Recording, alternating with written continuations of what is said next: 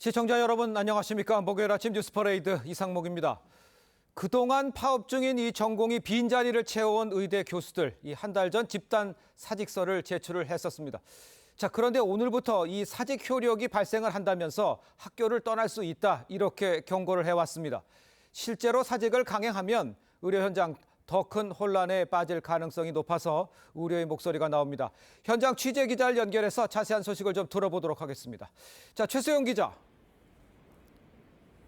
네, 서울대병원에 나와 있습니다. 예, 서울대병원에도 사직서를 낸 교수들이 있을 텐데 지금 어떻게 떠나고는 있습니까? 이른 시간인 만큼 아직 의료 현장을 떠난 의대 교수가 있는지 파악은 안 되고 있습니다. 서울대 의대에선 일단 소속 교수 4명이 다음 달 1일 사직하겠다는 의사를 밝혔습니다. 5대 병원 등 전국 의대 교수들은 지난달 25일 정부의 의대 정원 확대에 반발해 집단 사직서를 제출했는데요. 오늘로 한 달이 지나 민법상 사직서 효력이 발생한다는 게 이들의 입장입니다. 전국의과대학 교수 비상대책위원회는 정부의 사직서 수리 정책과 관계없이 오늘부터 사직을 시작한다고 강조했습니다. 서울대 의대교수 비대위도 사직서 제출일로부터 30일이 지난 시점, 그러니까 오늘부터 개인의 선택에 따라 사직을 실행한다고 밝혔습니다. 앞서 정부는 절차와 형식, 내용을 갖춰서 제출된 사직서는 많지 않고 이를 수리할 계획도 없다고 밝혔습니다. 비대위 측 주장과 달리 사직서만 낸다고 효력이 자동 발생하는 게 아니라는 겁니다. 지난달 25일부터 어제까지 사직서를 낸 교수는 800여 명으로 전국 의대 교수 11,502명의 7% 규모로 파악됐습니다. 이들 교수가 실제 집단 사직에 들어가면 의료 공백은 더욱 커질 전망입니다. 서울대병원에서 TV조선 최수영입니다. 자, 이런 가운데 의료 개혁을 논의하는 대통령 직속 협의체가 오늘 출범을 합니다. 하지만 의협과 전공의협의회가 모두 불참을 예고해서 파행을 우려하는 목소리 나옵니다. 성민혁 기자입니다. 의료개혁을 논의하기 위해 정부와 민간위원 20명이 참여하는 의료개혁 특위가 오늘 출범합니다. 특위는 사회적 합의를 끌어내기 위한 대통령 직속 기관으로 민관이 함께 구성했지만 반쪽 협의체에 그칠 가능성이 높습니다. 의사협회와 대한전공의협의회 등이 불참을 선언했기 때문입니다. 이들 단체는 의대 증원 백지화 없이는 정부와 대화하지 않겠다는 입장입니다.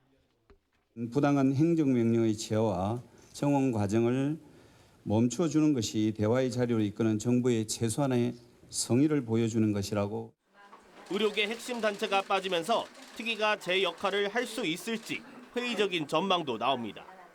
하지만 정부는 일단 특위를 출범해 논의를 시작할 계획입니다. 열린 마음으로 의료개혁특별위원회에 참여해 주시기를 다시 한번 당부드리며, 정부는 최근 의대 증원과 관련 내년도에 한해 개별 의대 형편에 따라 증원 충원의 50에서 100% 범위 내에서 자율적으로 정하도록 한 발 물러섰습니다. 일각에선 의료계가 통일된 증원안을 내놓는다면 정부가 내년엔 2026학년도 의대 증원 규모를 재조정할 수 있다는 관측도 나옵니다. 오늘 의료개혁 특위에서 관련 내용이 의제로 오를 가능성도 제기됩니다. TV조선 성민혁입니다. 네, 윤석열 대통령과 민주당 이재명 대표의 영수회담을 위한 두 번째 실무회의가 오늘 열립니다. 대통령실과 민주당이 전 국민 1인당 25만 원 지원금을 포함한 핵심 의제를 놓고 좀처럼 이견을 줄이지 못하는 모습인 것으로 파악이 되고 있는데, 오늘 양측이 회동에서 접점을 찾을 수 있을지 주목됩니다. 한성원 기자의 보도입니다. 이틀 전 홍철호 대통령 정무수석과 천준호 민주당 당대표 비서실장은 국회에서 영수회담을 위한 첫 실무회의를 가졌습니다. 민주당은 이 자리에서 1인당 25만 원 민생회복 지원금을 포함해 해병대원 특검 등 각종 특검, 특별법 수용, 거부권 남발 자제 등을 의제로 요구한 것으로 알려졌습니다. 당시 대통령실은 윤석열 대통령에게 잘 전달하겠다는 원론적 입장만 밝혔습니다. 국민 3분 중에 2분이 최해병 특검 사건 특검에 찬성하고 있습니다. 대통령실과 여당은 특검법을 수용해서 국민의 명령을 따르기 바랍니다.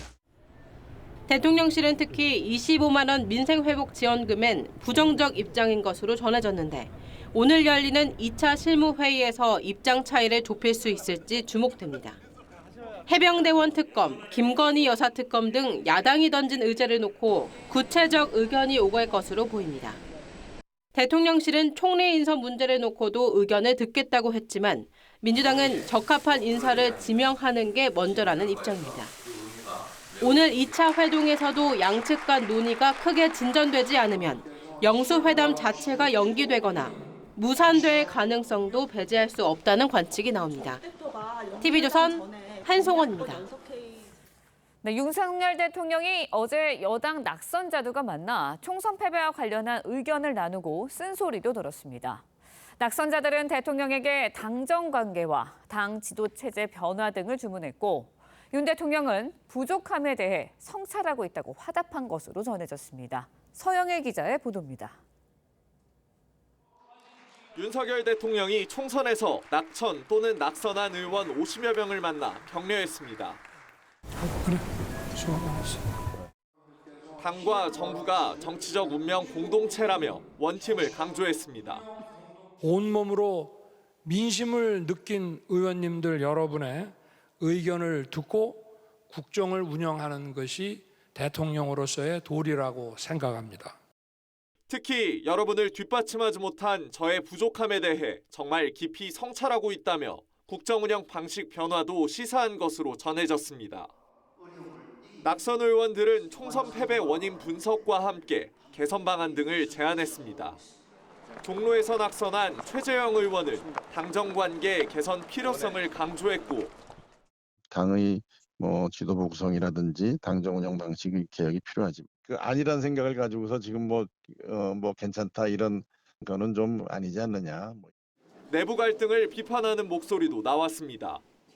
동지들을 서로 이렇게 분열시키는 거, 편가르는 거, 그런 분들을 좀 끌어안는 노력이 좀 필요한 것 같다. 그런 건의를 대통령께 드리는 분도 계시고. 소통 강화 요구도 적지 않았던 것으로 알려졌습니다. 대통령실은 윤 대통령이 쓴소리를 각오하고 낙선인을 먼저 만났다며 조직 개편 등에 반영할 것임을 시사했습니다. TV조선 서영일입니다. 자, 직접 보셨습니다만 윤석열 대통령 어제 총선에서 이 낙천한 이 여당 의원 후보들 또 이런 분들과 초청해서 오찬을 가졌죠. 패널 두 분과 함께 정치권 소식 자세히 좀 짚어보겠습니다. 최수영 정치평론가, 강성필 민주당 국민소통위 부위원장 모셨습니다. 안녕하십니까? 네, 안녕하세요. 반갑습니다. 자, 먼저 윤 대통령 당선자보다는 낙선자를 먼저 만나서 쓴소리 들은 거 이게 좀 핵심이겠죠. 저 의미를 어떻게 해석을 할 수가 있을까요? 사실 저 당선자, 낙천자 만난 것에 앞서서 이미 대통령 비서실장도 낙선자를 영입하지 않았습니까? 네. 정진석 지금 신임 비서실장도 사실 이번에 낙선하신 분이죠. 그렇다 보니까 그렇죠. 예. 아무래도 이제 대통령이 이제 국정기조 변화에 대한 그런 방식을 여러 가지로 좀 시사하고 있고 이번에 기자실을 2번 찾아가지고 직접 이제 발표하는 것도 있었지만 실제로 사실 지금 정치권 22대 국회가 개원하기 전에 바로 총선 후의 첫 행사를 이제 국민의힘의 낙선자를 불렀다는 것은 상당히 의미가 있다는 거죠. 그러니까 앞으로 내가 이 쓴소리와 고언을 듣고 내가 뭔가 국정 운영 방식에 참고 반영하겠고 그리고 승자보다도 패자를 먼저 위로함으로써 어떤 내 이제 말하자면 스타일에 대한 변화도 좀 예고한 것이다. 저는 이렇게 보는데 어찌됐건 이렇게 지금 쓴소리가 나왔는데 문제는 이 쓴소리를 대통령께서 얼마큼 받아들이고 이것을 이제 반영하느냐 이게 문제겠죠. 그렇죠. 그러니까 들었다고 변하는 건 아니고 들은 것을 비로소 시행할 때 우리가 변했다고 하는 거기 때문에 그런 점을 저는 주목해야 된다고 생각합니다. 그러니까 지금도 말씀해 주셨습니다만 이제 들은 걸 어떻게 행동으로 옮기냐 이게 이제 관건이다 이런 얘기를 해주신 것 같아요. 우리 강 부위원장께서 보시기에 아까 이야기 나온 것들 보니까 친윤 지도부는 안 된다. 그다음에 수직적 당정 관계 바꿔야 된다. 이런 것들 실제적으로 밖에서 봤을 때 이루어질 거라고 보십니까? 어떻게 이루어져야 된다고 보십니까? 네, 한편으로는 대통령께서 변화가 시작되셨구나라는 시그널도 분명히 저는 있다고 보고요. 하지만 또 당내 사정을 한번 보면 이게 과연 이루어질 수가 하는 우려도 있는 것이 공존하는 임명하는 것은 사실입니다. 네. 네, 대통령께서 최근에 이제 비서실장과 정무수석을 임명하는 과정에서 미니 기자회견이라고 할 정도로 한 2개 정도의 질문을 받으셨잖아요. 네. 이게 전 변화의 시작이라고 보고 큰 발걸음을 뗐다고 평가하고 싶습니다. 또 최근에 그 홍철호 정무수석과 관련해 가지고도 나경원 당선인이 추천을 했다는 언론 보도가 있더라고요. 그러니까 본인과 조금 거리가 있는 분들과 다시 관계를 개선하고 그분의 의견을 수렴하는 과정이 대통령으로서는 변화의 시작이라고 저는 평가를 하고 있습니다. 예. 하지만 이 낙선자들의 쓴소리까지 정말 귀 기울여서 들으실지 하지만 개인적으로는 이 낙선자들 중에서 능력이 있는 분들은 정부에 적극적으로 이렇게 입각을 시켜가지고 예. 그들의 어떤 능력을 최대한 활용하고 또 수도권 낙선자 같은 경우도 그들의 어떤 수도권에 대한 예민한 민심을 경청하는 것을 국정 운영에 꼭 반영하는 것이 대통령의 앞으로 국정 운영을 하는데 큰 도움이 될 것이다. 그렇게 평가하고 있습니다. 알겠습니다. 자, 그런데 이제 또 다른 변화의 포인트 여기 하나 또 있습니다. 윤석열 대통령과 이재명 대표의 영수회담 이 문제인데 의제를 놓고 지금 양측 간의 신경전이 계속이 되고 있습니다. 민주당에서 나온 이야기를 먼저 듣고 이야기를 좀 나눠보도록 하겠습니다. 최혜병 특검은 반드시 하라. 이게 국민의 뜻입니다. 21대 국회가 끝나기 전에 특검법 통과를 해서 반드시 진상규명을 시작해야 됩니다. 대통령실과 여당은 특검법을 수용해서 국민의 명령을 따르기 바랍니다. 이재명 대표가 무엇이 아쉬워서 영수회담을 요구한 게 아닙니다. 그런데 지금까지 대통령이나 대통령실이 보였던 입장을 보면 마치도 야당의 대표를 한번 만나주는 것이 큰 무슨 변화인 것처럼 또 큰 무슨 은전이나 시혜를 베푸는 것처럼 생각하고 있어요. 만나주는 게 문 베푸는 것 같다 이런 표현까지 좀 나왔어요. 오늘 2차 실무회동이 진행될 예정입니다. 자, 민주당 분위기 상당히 강경하다. 뭐 의제를 글쎄 조율하는 건야 되지만 요구하는 듯한 모습도 보일 수 있다. 이런데 어떻게 봐야 됩니까, 이 상황을? 예, 그렇습니다. 근데 의제가 중요하죠. 그러니까 물론 이제 정치 협상에서 의제가 중요하지만 의제가 그렇다고 협치의 발목을 잡아서 해야 되겠습니까? 네. 저는 그렇게 생각합니다. 그러니까 우리가 사실 지금 대통령과 이재명 대표의 여야 영수회담은 우리가 이른바 이제 우리가 정말 정치 협치, 그다음에 우리가 경색된 이 전국을 타파하고 국민의 민생의 정치를 돌려드리는 그런 쪽으로 가자고 하는 것 아닙니까? 예. 그런 어떤 걸 보자고 시작한 것이 결국은 이제 영수회담인데, 근데 이 본질을 우리가 좀 봐야지 여기에서 의제가 이 발목을 잡아서 진행하지 못한다? 예. 저는 이거는 좀 앞뒤가 안 맞는다고 봐죠. 그러니까 의제가 뭐 여야 협상에 이른바 좀 필요 조건일 수 있겠지만 저는 이게 충분 조건은 아니라고 봅니다. 그러니까 중요한 건 국민이 22대 국회가 이제 그 바라보는 어떤 그런 기대가 있을 거 아닙니까?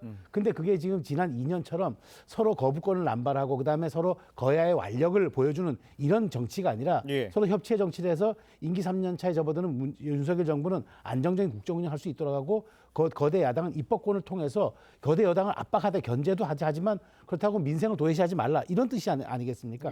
그런 측면에서 저는 뭐 정말 우리가 여기서 빅딜은 아니더라도 정말 스몰 딜은 해야지 이게 노딜로 끝나서 되겠습니까? 그런 측면에서 민주당이 저렇게 우리 손에 아니다라고 압박하는 거는 진정한 협치의 모습이 아니라고 저는 말씀드리고 싶습니다. 예. 일단 대통령은 허심탄회하게 얘기를 듣겠다 이렇게 얘기했지 않습니까? 그렇다면 좀 듣는 거와 좀 허심탄회하게 얘기하는 것에 맞춰서 꼭 의제를 정하지 않고 하는 것은 어떻습니까? 그런데 이제 대통령과 그 야당 대표가 만나는데 의제를 정하지 않고 그야말로 프리토킹을 한다는 것은 자칫 어떤 결과물이라든지 성과물이 흩어질 수도 있거든요. 그래서 최소한의 어떤 의제 정도는 정돈이 돼 있는 상태에서 만나야지 아무래도 성과물이 좋을 것 같고요. 다만 당내에서 이제 좀 분위기가 그렇습니다.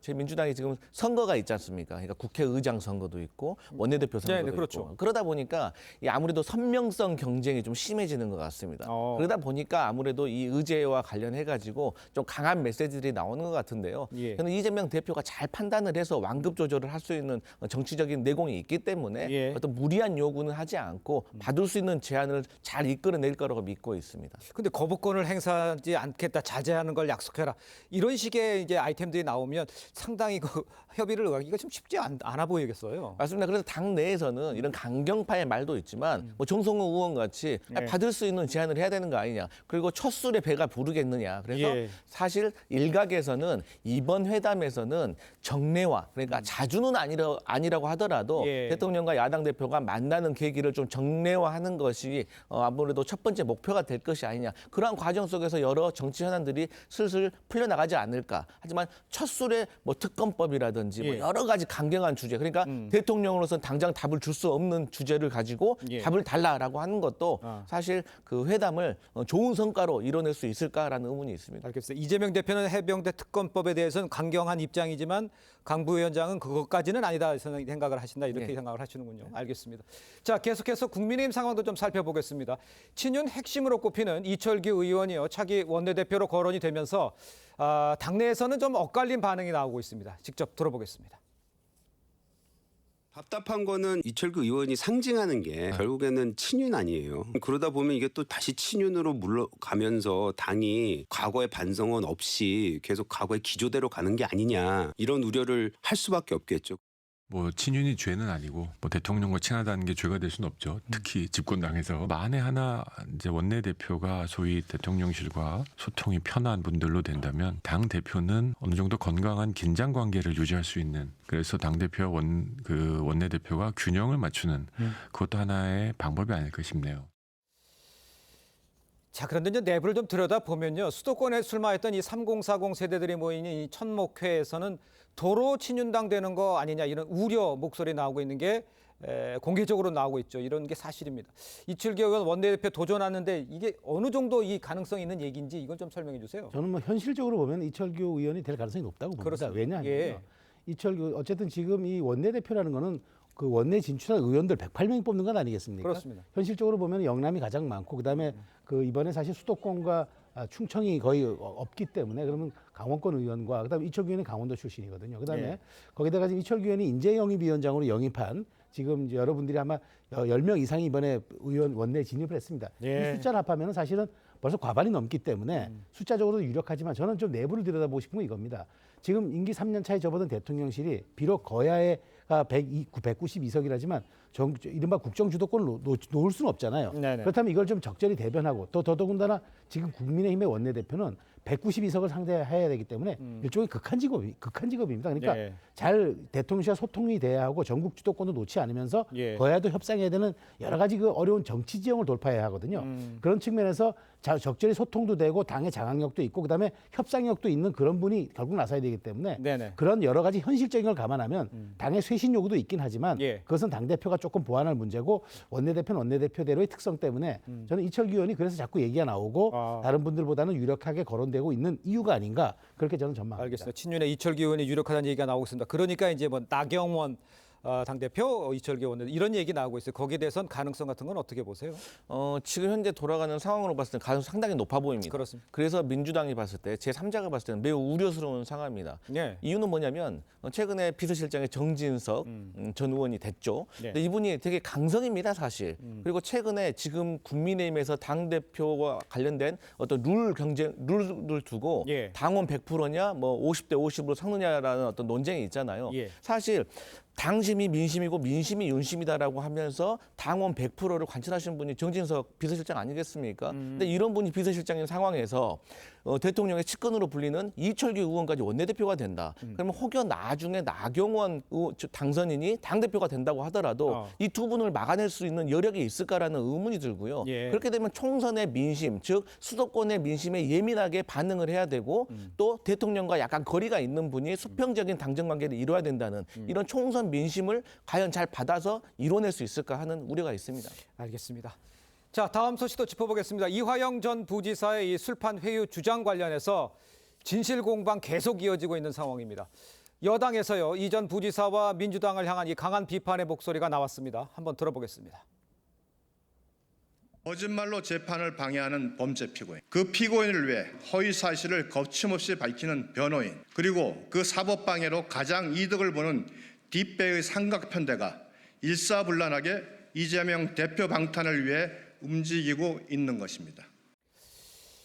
자, 일단 여당은요, 이전 부지사의 허위 주장을 이재명 대표가 옹호하고 있다. 악질적 사법 방해다. 이렇게 목소리를 높이고 있는 상황입니다.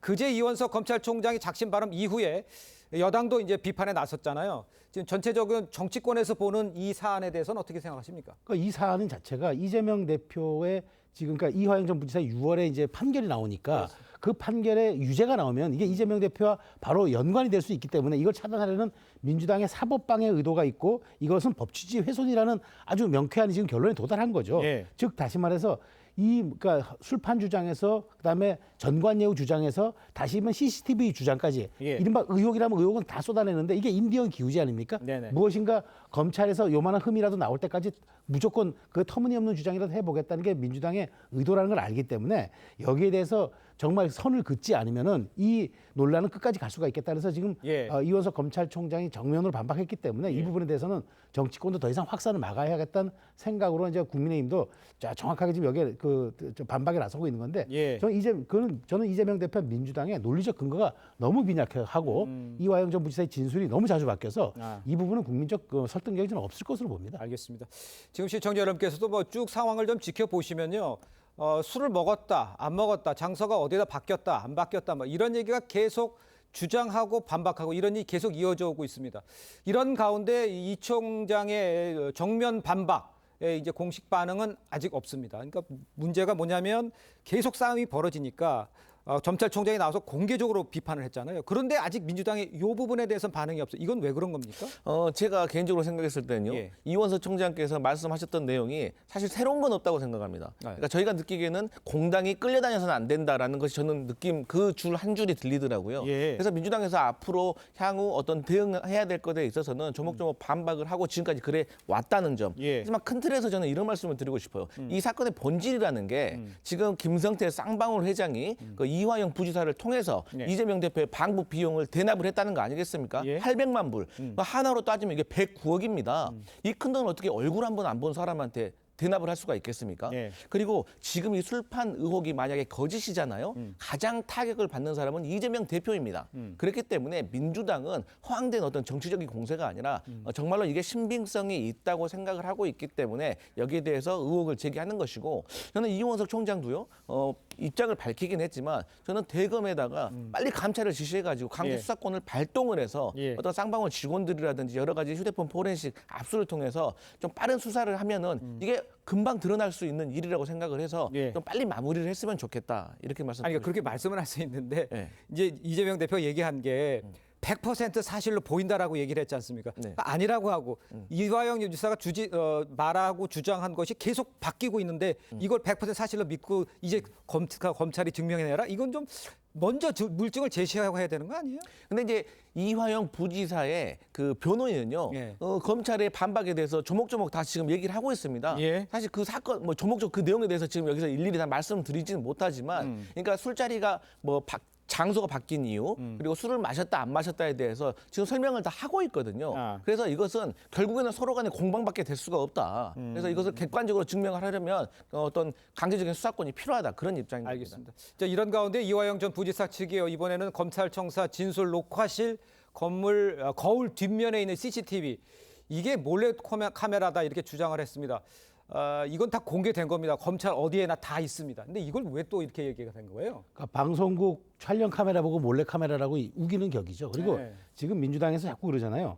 이전 부지사의 진술이 아니라고 생각한다면 물증을 내놓으라 그러는데 이거는 예. 폭행 피의자한테 맞은 것을 입증하라고 요구하는 꼴 아닙니까? 가해자가 때린 걸 입증하는 게 쉽지 피해자가 맞은 걸 입증하는 게 쉽습니까? 네. 저는 그건 말이 안 된다고 보고요. 그런 측면에서 지금 이 CCTV는 원래 그 수사기관 규정법에 있는 거거든요. 전체를 녹화해야 되고 그다음에 조사 받는 사람이 보여야 된다고 명시적으로 규정이 돼 있어서 하는 거를 이걸 몰래 카메라라고 얘기하는 것은 이른바 몰래 카메라라고 자꾸 주장하는 것. 예. 그럼으로써 본질을 희석하는 건데 보십시오. 이 사건이 이제 대북 송금에 이재명 대표가 관여했느냐가 핵심이 있는 건데 이 사건의 본질은 어디로 사라지고 술을 먹었냐 혹은 전관이 개입했냐 그다음에 CCTV가 있었냐 이 사건을 프레임 전환한 것도 저는 민주당이 여기에 방점 찍었다고 봐요.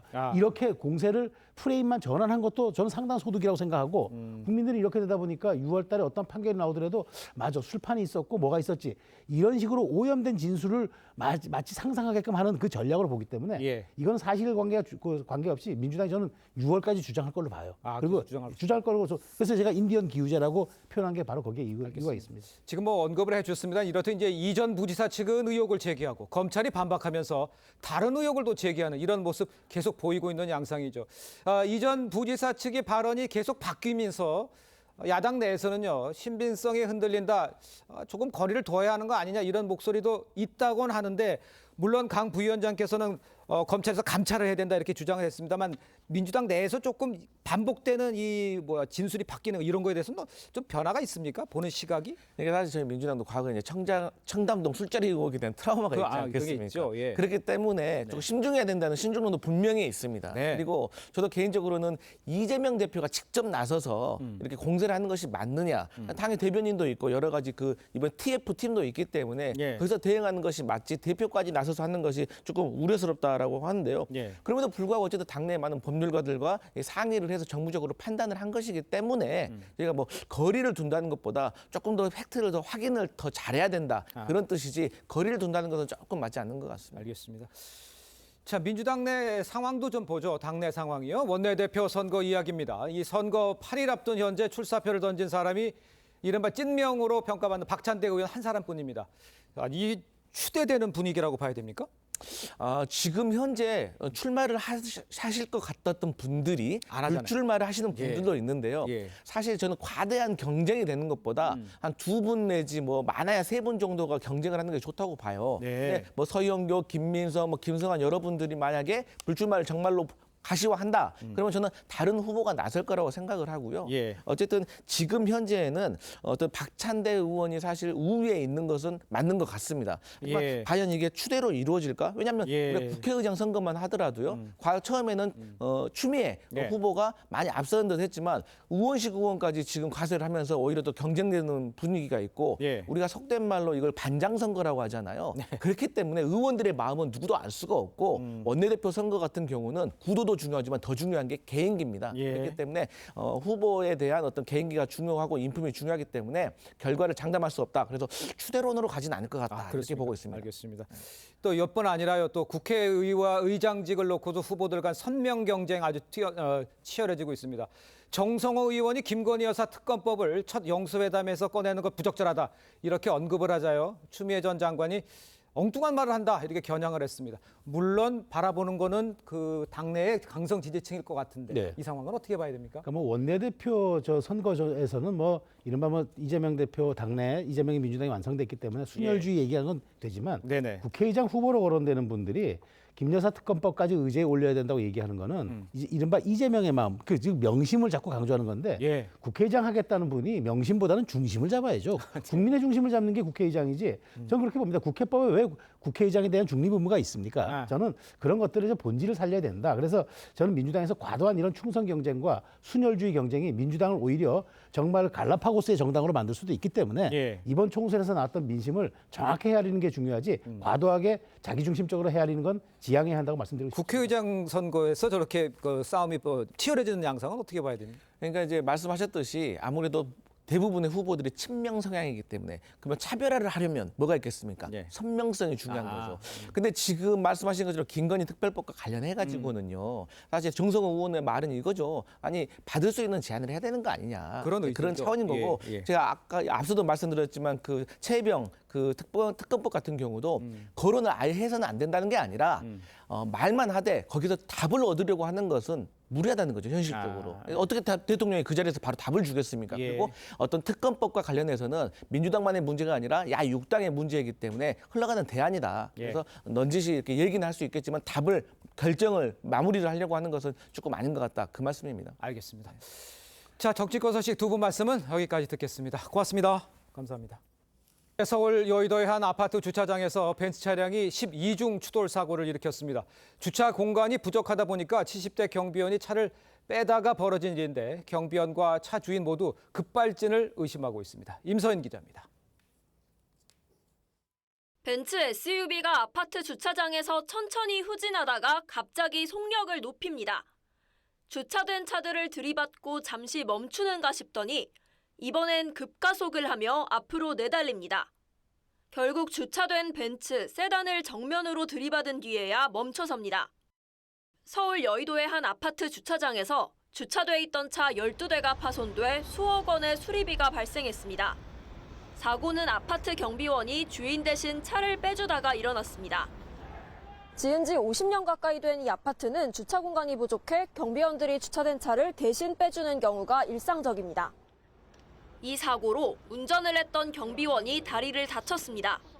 그만뒀어요. 아니 내가 다리도 아프고 그래서 병원에 2번 있다가 오늘 나왔어요. 경비원과 차량 주인은 급발진이라고 의심합니다.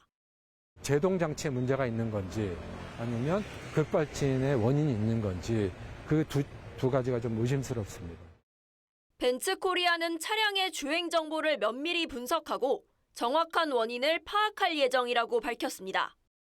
저희도 뭐 확인을 해봐야 이게 뭐 어떤지 알 수 있을 것 같긴 한데요. 경찰은 사고 차량을 국과수에 보내 급발진 여부 등 사고 원인을 조사할 예정입니다. TV조선 임서인입니다. 네, 아들에게 흉기를 휘두른 50대 남성이 경찰의 테이저건을 맞고 체포된 뒤에 갑자기 호흡곤란을 호소하다가 숨졌습니다. 네, 관련 내용 정혁진 변호사, 조기현 변호사와 함께 자세히 짚어보도록 하겠습니다. 안녕하세요. 안녕하세요. 네, 반갑습니다. 경찰은 왜 이 사람한테 테이저건을 쐈는지 이걸 먼저 좀 설명해 주셔야 될 것 같아요. 그러니까 23일이니까 그저께 저녁이었던 것 같은데요. 17시 50분, 오후 5시 50분에 112에 신고가 접수됐어요. 신고 내용은 뭐냐면은 50대 A씨가 별거 중이던 가족을 찾아갔는데 그런데 계단에 숨어 있다가 30대 딸이 이제 집에 도착하니까 흉기를 들이대면서 같이 집으로 들어간 거죠. 그런데 집에는 누가 있었느냐? 30대 아들이 있었는데 아버지가 흉기를 들고 이제 뭐 누나인지 동생인지 모르겠지만 그러니까 아들이 나와가지고 아버지하고 대치한 그런 상태였고 그 와중에 딸이 잠깐 몸을 피해가지고 경찰에 신고를 했는데 112 신고를 받은 경찰이 집에 도착해 봤더니 그 아버지가 그 아들 몸 위에 올라 있었는데 손에는 흉기를 들고 있었다는 거죠.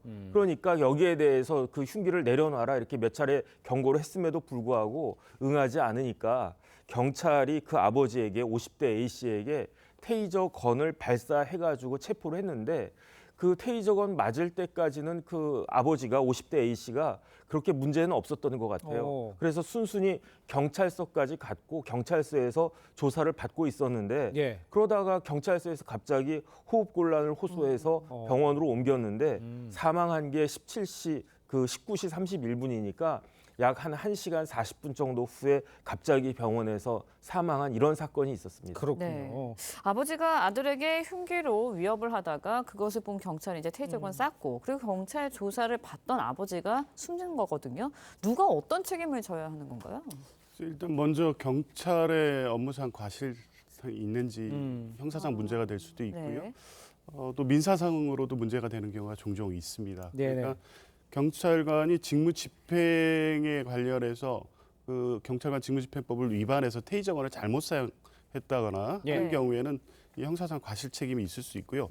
형사상에서는 이 정당행위, 그러니까 그 테이저건을 사용할 수밖에 없는 상황, 경찰관의 그 테이저건 업무 매뉴얼에 준해서 사용했다고 하면 문제는 안 되지만 민사상 이제 다른 어떤 수단이 가능함에도 불구하고 테이저건을 쓴 것에 대해서 문제가 제기될 수 있는데 그 경우에도 테이저건 사용에 문제가 없고 테이저건으로 인한 것과 이 사망 사이에 인과관계가 인정되지 않는다면 민형사상의 경찰의 책임이 인정될 가능성은 높지 않아 보입니다. 예, 알겠습니다. 조기현 변호사께도 지적을 했습니다만 뭐 매뉴얼에 따라서 썼겠죠. 뭐 이렇게 추측을 해봅니다만 그래도 경찰은 이런 사건이 있으면 좀 부담스럽겠어요. 테이저건 쓰는 거에. 그런데 비례 원칙에 따른 경찰 물리력 행사에 관한 기준이라고 있더라고요. 찾아보니까 대상자, 다시 말해서 테이저건을 맞는 사람이 제3자의 신체에 위해를 야기할 가능성이 임박한 경우에는 경찰관은 테이저건을 사용할 수 있다. 이럴 때 아니면 진짜 그 사람 몸 위에 올라가가지고 흉기를 휘둘러서 사람의 목숨을 빼앗길 그런 위험이 있음에도 불구하고 이럴 때 테이저건을 사용하지 않으면 모타로 테이저건이 만들어지겠습니까? 이게 뭐하러 필요하겠습니까?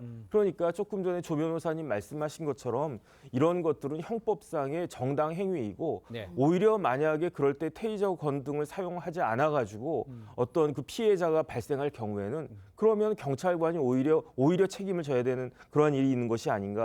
저는 오히려 그런 생각이 들고요. 뭐 직무유기나 이런 게 되겠죠. 그다음에 민사상의 손해배상 책임에 있어서도 손해가 발생했다고 해서 무조건적으로 책임을 지는 게 아니고 위법성이 필요한 거거든요. 그런데 위법성이라고 하는 건 뭐냐면은 내가 손해를 가하겠다라고 하는 고의 또는 과실이 있어야 된다는 이야기인데, 그런데 조금 전에 말씀드린 바와 같이 경찰관이 저렇게 테이저건을 사용한 거는 규정에 따른 거기 때문에 위법성이 없는 것이고, 그렇기 때문에 면책되어야 한다라고 저는 생각을 하고요.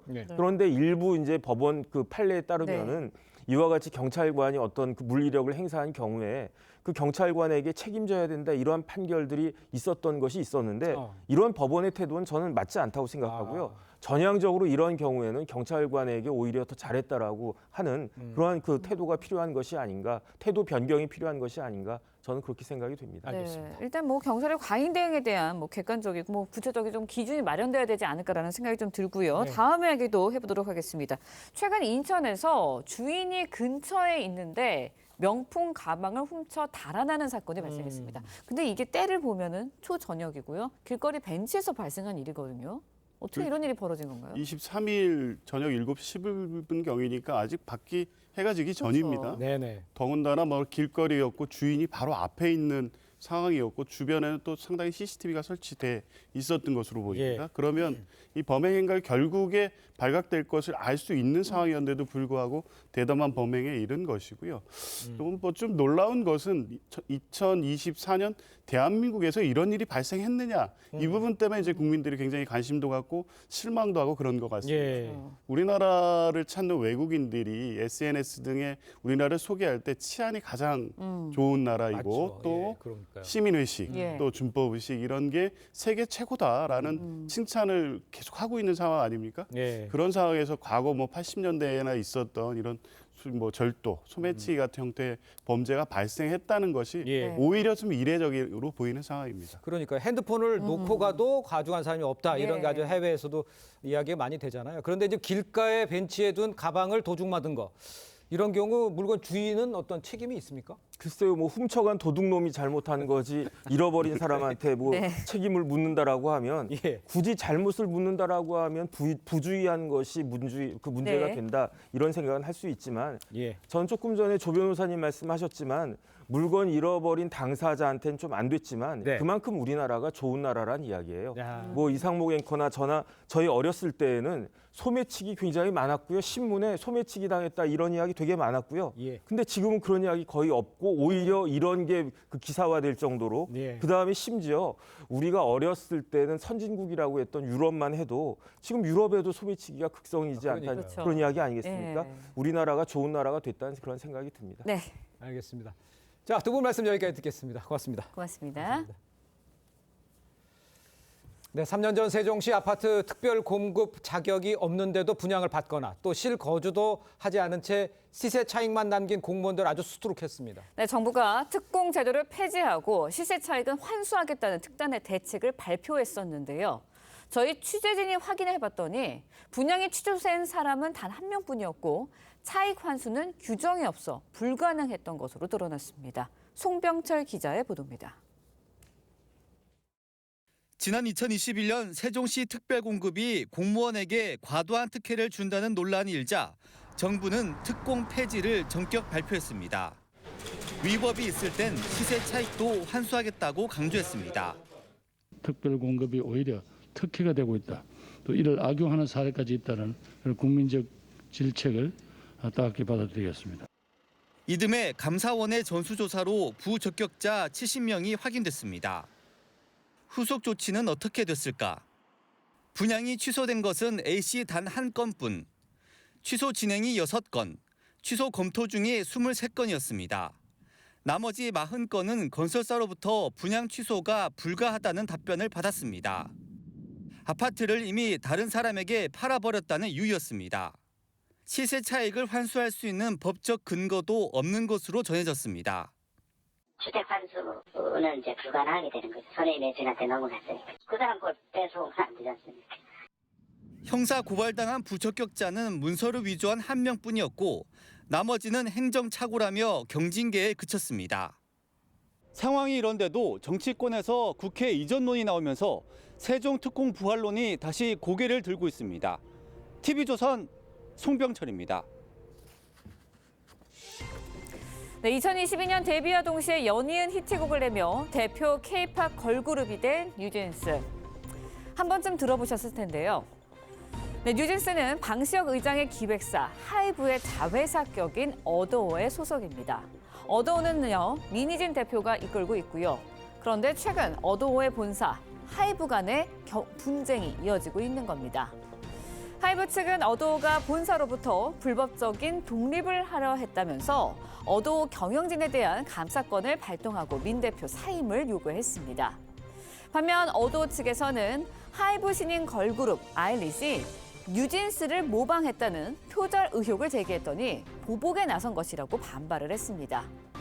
그러자 하이브 측은 어도어가 여론전에 나선 것이라며 문제는 아일릿과 무관하게 사전에 기획됐다고 재반박에 나섰는데요. 기획사 내부 갈등 속에 주가가 폭락해 한때 하이브의 시가총액은 8,500억 원가량 증발을 했고요. 어도어 지분 80%를 보유한 하이브는 경영진 교체를 위한 임시 주총을 계획 중입니다. 네. 뉴진스 일부 팬들은 하이브 사옥 앞에서 시위를 벌이면서 사태 해결 촉구에 나섰는데요.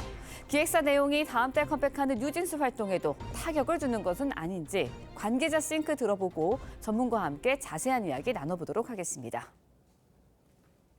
멀티 레이블이라는 거는 결과적으로 한 기획사에서 다양한 음악을 추구하는 거다라는 거거든요. 자회사들은 모회사에 의존하고 거기에 이제 어떤 그 경영 매니지먼트에 따를 수밖에 없는 그런 상황이거든요. 네. 근데 지금은 유통 구조가 완전히 바뀌었어요. 단지 4개월, 5개월 만에 뭐 한 달 만에 지금 아일릿 같은 경우 반응이 나오니 이런 그 달라진 위상 속에서는 관리를 제대로 하지 않으면 이게 이탈할 수 있는 그런 위험성이 항상 있는 거거든요. K-팝이 전 세계적으로 주목을 많이 받게 되면서 멀티 레이블을 포함해서 경영상의 어떤 매니지먼트나 관리 이런 것들이 자리매김해야 되는 그런 중요한 사례라는 걸 잘 보여줬다고 봅니다.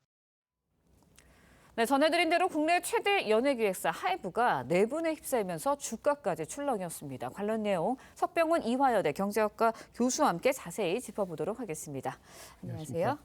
네, 앞서서 저희가 전해드렸지만 그 내용에 휩싸이면서 이틀 동안 시총이 무려 8,500억 원가량 증발을 했어요. 예, 그렇습니다. 하이브의 주가가 이틀 동안 급락을 한 가장 큰 이유는 간판 걸그룹인 뉴진스를 두고요. 소속사인 하이브 산하 레이블 어도어 경영진에 대해서 하이브가 감사에 착수했다는 소식이 불거지면서 그 여파로 인한 것으로 보입니다. 그래서 하이브 측은 어도어 임원진이 경영권을 가져가려는 시도가 있었다고 주장하고 있고 어도어 임원진은 하이브의 신인 걸그룹 아일릿의 뉴진스 컨셉 베끼기가 문제다라고 주장하고 있어가지고 법적 분쟁으로까지 이어질 가능성이 불거지면서 이것이 주가에 반영이 됐다라고 보시면 되겠습니다. 네, 그런가 하면은 2년 전이었죠. BTS가 팀 활동 잠정 중단 선언한 뒤에 하이브의 시총 2조 원 가까이 줄어드는 경우도 있었거든요. 예, 그렇습니다. 2022년인데요. 하이브의 주가가 전 거래일 대비 하루 사이에 무려 25% 가까이 폭락을 하면서 14만 5천 원으로 거래가 됐었습니다. 그때 하루 동안에 증발한 시가총액만 1조 9,800억 원에 달해가지고요. 2조 원에 육박하는 수준이었습니다. 가장 큰 이유가 그 다음 해부터 멤버들이 입대를 하게 되면 당분간 단체 활동이 불가능해서 단체 활동을 안 하겠다고 선언한 것이 가장 큰 이유였는데요. 이번에도 그 정도의 큰 폭의 주가 하락이 나올 가능성은 크지 않다라고 보고 있습니다. 가장 큰 이유는 일단 뉴진스의 전속 계약권은 하이브에 귀속되어 있기 때문에요. 뉴진스의 활동에 큰 제한은 없을 것이다. 라고 추정이 되고 있고요. 하이브가 멀티 레이블 체제를 운영하고 있어가지고 뉴진스 외에도 뭐 르세라핌이라든지 이런 다른 다양한 아티스트들을 보유하고 있어가지고 그 당시에 BTS 사태 때처럼 큰 타격을 받지는 않을 것이다라는 전망이 우세한 상황입니다. 네, 뉴진스라는 걸그룹이 많다는 건 알았지만 사실 데뷔한 지 채 2년도 되지 않은 그룹이거든요. 도대체 가치가 어느 정도길래 이 정도까지 경영 분쟁까지 일어나는 건가요? 예, 좀 가치를 판단하기에 가장 좋은 지표가 그 단기 순이익을 보시면 되겠습니다. 단기 순이익이라는 것은 영업 활동에서 얻은 수익에서 비용과 세금을 공제하고 남은 금액인데요. 지난해 기준으로 봤을 때 하이브의 단기 순이익이 1,834억 원이고요. 이 중에서 어도어가 낸 순이익이 265억 원으로 약 14%입니다. 근데 어도어 같은 경우는 지금 소속 아티스트가 뉴진스밖에 없는 상황이거든요. 그리고 뉴진스에게 그 어도어가 정산해주던 금액도 261억 원에 달할 것으로 전망이 돼가지고요. 멤버가 총 5명이기 때문에 단순 계산을 할 경우에 1인당 52억 원의 정산금을 받았다고 보시면 되겠습니다. 그러니까 이 정도로 그 수익에 기여하는 부분은 상당히 크다라고 보시면 되겠습니다. 네, 2년도 채 되지 않은 그룹이 265억 원의 그 순이익을 냈다는 게 굉장한 것 같은데 일단은 앞서서도 저희가 전문가 인터뷰를 통해서 전해드렸지만 일각에서는 이렇게 하이브가 경영권 내홍을 겪는 이유는 멀티 레이블 체제 이거기 때문이다라고 지목을 했거든요. 쉽게 말하면 어떤 구조기 때문에 이런 일이 벌어지는 건가요? 예, 이 하이브라는 것이 2005년에 방시혁 의장이 설립한 빅히트 엔터테인먼트로부터 출발을 했는데요. 빌리 프랩, 소스뮤직 같이 다른 연예 기획사들을 연이어 인수를 하면서 확장을 해왔습니다. 그래서 그 인수한 회사들을 갖다가 레이블이라고 해가지고 산하 레이블 자회사로 운영을 하는데요. 그 각각의 자회사들한테 독립적으로 그 아티스트들의 앨범 제작과 마케팅 같은 실무를 운영하도록 하고요. 하이브 같은 경우는 연습생들을 일괄 관리하고 제작 이외의 파트, 공연이나 광고 같은 것들을 총괄 관리하는 방식으로 운영을 해왔습니다. 이렇게 독립적으로 각 산하 레이블들이 아티스트들을 발굴해가지고 육성하게 하는 시스템의 장점이 기존의 톱다운 방식보다 더 많은 가수와 음악을 양산을 해서 팬들의 그 다양한 수요를 충족시켜줄 수 있는 장점이 있는 반면에요. 이번에 나온 것과 같이 여러 레이블 간에서 경쟁이 치열하게 벌어지다 보니까 제살 깎아먹기 사태가 벌어질 수 있다라는 문제점이 있는데 그런 측면에서 하이브의 교통 정리가 필요했었는데 이번에 그 문제가 드러난 것으로 보시면 되겠습니다. 네, 뉴진스 이제 뭐 다음 달에 재개를 앞두고 있기 때문에 팬들이나 뭐 이런 시청에서는 굉장히 우려스러운 시선을 보내고 있는데 주가 폭락하면서 투자자들도 사실 피해를 보고 있거든요. 뉴진스 활동, 하이브 실적에 어느 정도 향후에 영향을 미칠 거라고 보시나요? 예, 지금 증권가의 전망에 따르면요. 올해 매출 및 영업이익 내에서의 영향은 10% 정도로 추정을 하고 있습니다.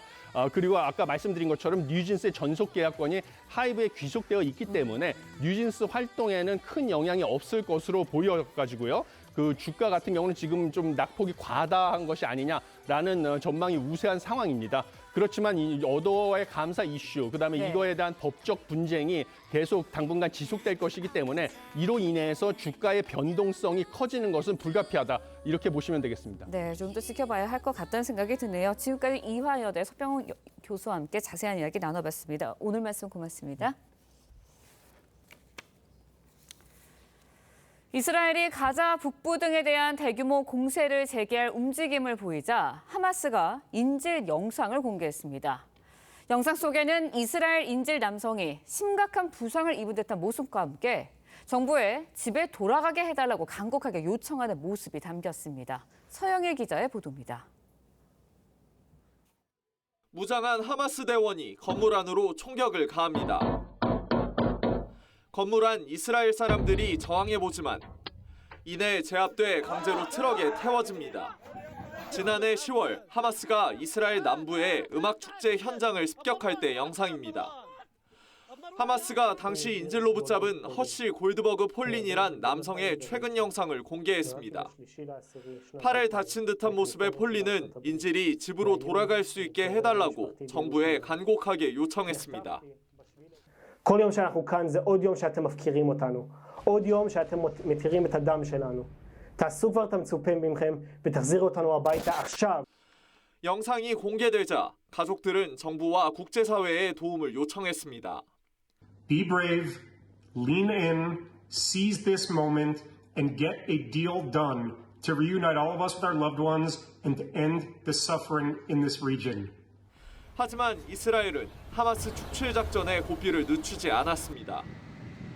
최근 가자 북부를 공습한 데 이어 라파 인근 텐트촌 위성 사진까지 공개됐는데 외신들은 대규모 지상군 진입이 임박했다고 전망했습니다. 국제사회는 라파에 피난민 140만 명이 몰려 있어 지상전이 시작되면 대규모 인명피해가 발생할 것을 우려하고 있습니다. TV조선 서행일입니다. 네, 렌즈에 담긴 그 순간 그 의미를 짚어보는 시간이죠. 사진기자가 선택한 아침의 한 장입니다. 오늘은 조선일보 사진부 고운호 기자와 함께합니다. 안녕하세요. 오늘 아침에 볼 사진 어떤 건가요? 네, 사할 앞발 황사가 뒤덮은 그리스 아테네의 모습입니다. 전 세계적인 기후 이상 현상이 지속적으로 발생하고 있는 가운데 이 충격적인 외신 사진이 들어왔습니다. 현장의 사진들 함께 보시죠. 황갈색 모래먼지가 그리스 수도 아테네를 뒤덮은 모습이 흡사 영화 속 화성 같습니다. 온통 주황인 세상에서 시민들이 신기한 듯 사진을 찍습니다. 아프리카 북부에 위치한 사하라 사막은 매년 6천만 톤에서 2억 톤의 먼지 입자를 방출하는데요. 최근 기상 조건이 아프리카에서 지중해를 넘어 유럽으로 날아오는데 일조했다고 합니다. 이 농도 짙은 황사는 햇빛과 가시성을 감소시켜 기저질환이 있는 사람들에게 특히 치명적이어서 당국은 건강 경보를 발령했습니다. 네, 중국발 황사와 스모그로 고통을 받고 있는 우리나라 입장에서도 남의 일만 같지는 않은데요. 봄에 폭설이 내린 곳도 있다고요. 네, 남부 유럽이 먼지의 습격을 받는 동안 이 북부는 이례적 폭설이 내렸습니다. 핀란드 일부 지역에 20cm 이상의 눈이 내려 핀란드 수도 헬싱키의 트램이 멈추고 버스와 지하철 운행이 지연되었다고 합니다. 프랑스와 라트비아를 비롯한 다른 나라도 깜짝 폭설에 사람도 동물도 놀랐습니다. 네, 기후변화에서 오는 재난에 대비한 철저한 준비가 필요해 보입니다. 지금까지 아침의 한 장이었습니다. 오늘은 상큼한 오렌지 하나 들고 날씨 알아보겠습니다. 오늘 비구름 뒤로 다시 맑은 하늘이 드러나겠습니다. 오늘 서울의 낮 기온 어제보다 6도 정도 올라 평년보다 높은데요. 기온은 갈수록 오르며 일요일에는 서울의 낮 기온 29도까지 올라 초여름처럼 덥겠습니다. 오늘 서해안과 중부 내륙으로는 짙은 안개가 끼겠습니다. 비가 그치고 동쪽 지역으로는 다시 공기가 탁해지겠는데요. 오늘과 내일 강원 영동과 경북 지역은 미세먼지 농도 나쁨 단계 보이겠습니다. 오늘 한낮 기온은 어제보다 크게 오르겠습니다. 서울이 22도, 대전 24도, 대구 27도 예상됩니다. 내일 오후부터는 제주도에 비가 내리겠고 다음 주 월요일에는 또 한 차례 비 소식 들어 있습니다. 따뜻한 봄철 몸이 나른하고 무기력해지기 쉬운데요. 지친 일상에 활력을 불어넣어줄 음식 소개해드리겠습니다. 처음부터 제가 들고 있는 이 오렌지가 제철을 맞았는데요. 오렌지는 비타민C가 풍부해서 면역력을 높여줍니다. 또 활성산소를 제거해서 피로가 쌓이는 것을 방지할 수 있습니다. 다음은 쭈꾸미인데요. 쭈꾸미에는 타우린 함량이 높아 체내의 에너지를 만들어줍니다. 또한 콜레스테롤 수치를 낮추고 근육의 에너지 생성을 도와 활력을 높여줍니다. 오늘은 쭈꾸미와 오렌지 드시고 상큼한 목요일 보내시기 바랍니다. 날씨와 생활정보 이나일입니다. 네, 이상으로 목요일 뉴스 퍼레이드 마칩니다. 네, 저희는 내일 아침 7시 30분에 다시 찾아뵙겠습니다. 시청해주신 여러분 고맙습니다.